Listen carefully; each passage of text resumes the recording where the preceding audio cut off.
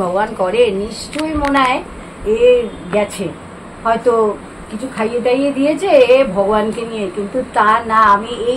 আমি অনেক জায়গায় গেছি, বহু জায়গা ঘুরেছি। আমার বাড়িতে লোকনাথের পুজো হতো, অনেক মানে বড় করে পুজো হতো। এই মানে তখন তো আমাদের নিজেদের বাড়ি ছিল, করেছি, কিন্তু কোথাও আমি কিচ্ছু পাই না। সাই বাবার মন্দিরে গিয়ে বসে বসে বলেছি যে বাবা তোমার কাছে আসছি ঠিকই, কিন্তু আমি কিচ্ছু পাচ্ছি না, আমাকে এমন জায়গা দাও যে এই জায়গায় গিয়ে আমি একবারে বসে যাব।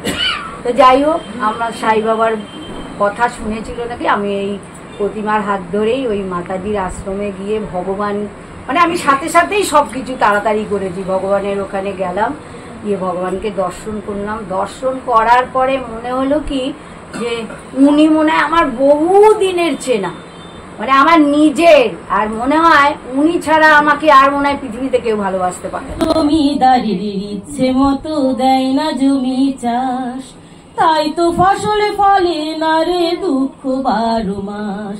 আরে জমিদারির ইচ্ছে মতো দেয় না জমি চাষ, তাই তো ফসলে ফলে না রে দুঃখ 12 মাস। আমি খাজনা পাতি সবই দিলাম, তবু জমিন আমার হয় যে নিলাম।